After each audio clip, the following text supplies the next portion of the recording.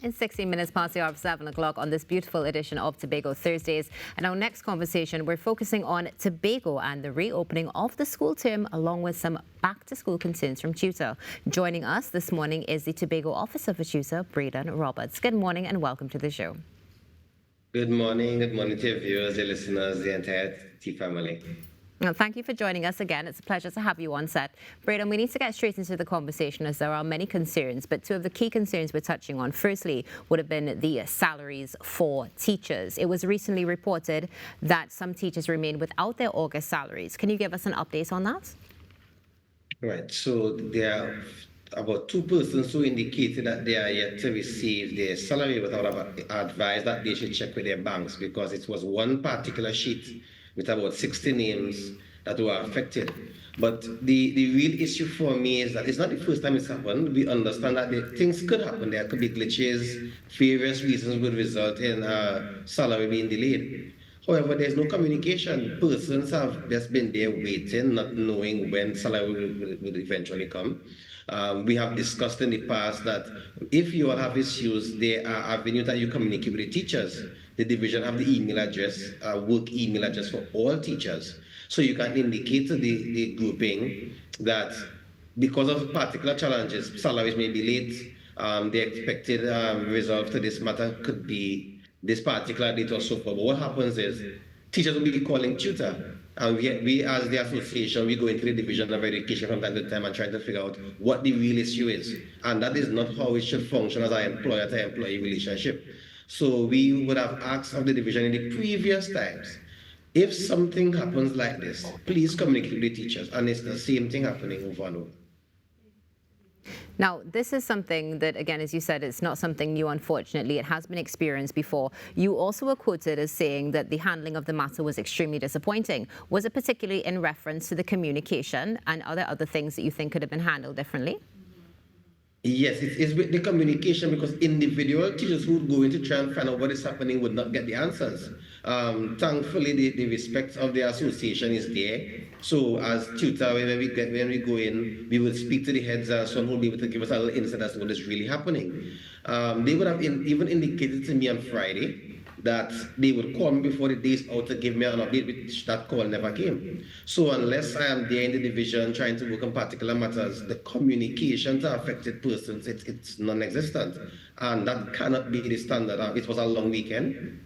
Unfortunately, we have persons who are still living month to month based on what particular circumstances. Health eradicates your finances. So I'm not judging persons who are in that position of living month to month. Having that long weekend to wait until the 2nd of September, the 3rd of September, to check to see if you're getting paid may not be as easy for some as it may be for others. So at least the communication would ease the anxieties. And as I said before, it's not the first time. It's something that should not be happening and is an easy result. So it's the communication aspect of it. For me, that's where the disappointment is because we have been discussing these things. And when we have monthly meetings at the division, is to eradicate some of these things and not have them repeated. Now, one of the things you would have referenced would have been the fact that the division does have a designated FAC account, and that's to send the updates directly to the teachers. Why do you think the communication broke down there in particular? Have updates been given on that? Well, I think as with many things in education, there isn't that connected, united front in handling matters. So I'm not certain what communication went to the communication unit to be able to send to teachers. I'm not certain if there was even a thought that teachers need to be updated on this particular incident. They may believe that teachers will just wait. When they get their money, they get their money. Because that's the attitude of some. Some had the feeling that on PD, persons and see their salary and they make noise already. If they worked for it, they're entitled to it. So at least if they not give them that communication. So I don't believe it was the thought of the heads to even have communication with the teachers. And I'm not sure of that unit that works on communication where they will send out blasts to teachers and so on. We have supervisors who usually communicate with principals. Those are avenues that they can use. But it's the proactive nature of the division to ensure that these avenues are functioning. Now, let's shift away from this for a moment and go to another critical issue, which are the state of the schools, the infrastructure of the schools particularly. I know TTUTA would have shared a data tool and that would have received 21 responses, and there was an indication that 12 schools have had no repairs pre-opening. Can you give us an update on that? All right. So unfortunately, the quality of repairs and the bad experiences we have had in the past, we celebrate when all schools open, whether they are fit for opening or not. So once we don't have severe actions of a school cannot open because repairs are still ongoing or so on, we celebrate that. But majority of our schools in Tobago needed attention.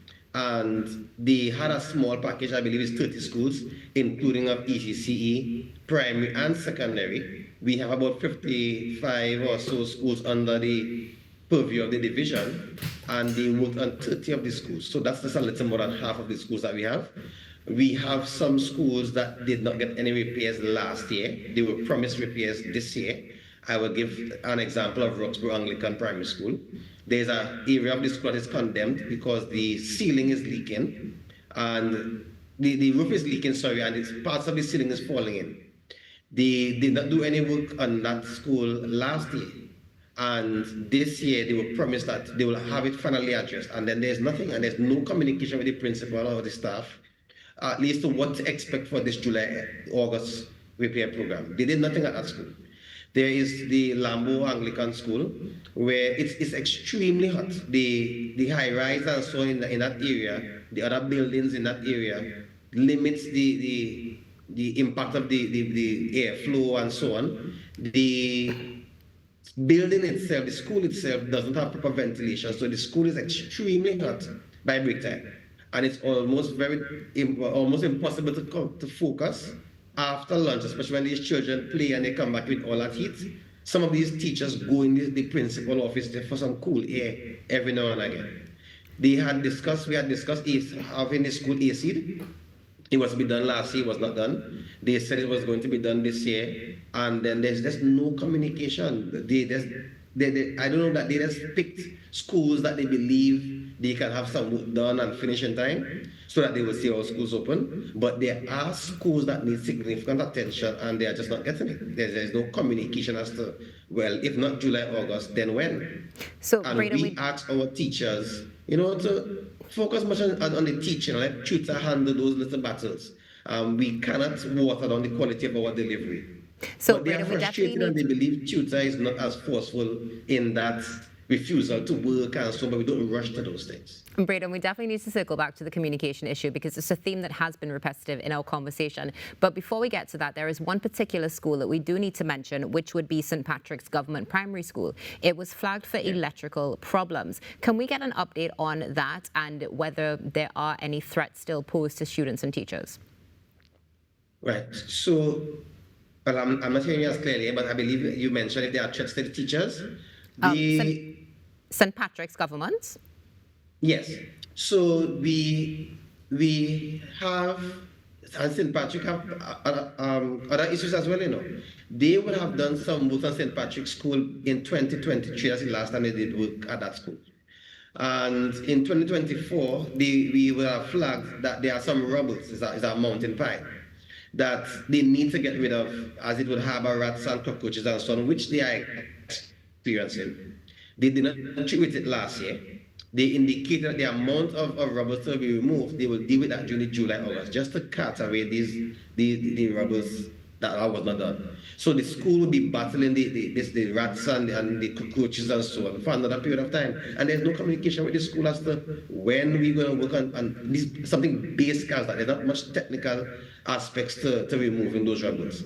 St. Patrick's School also have issues with the fluctuations of current. Some of the light bulbs, they don't last any period of time because of whatever electrical issues that they have. And nothing at all was done. Nothing at all was done at that school.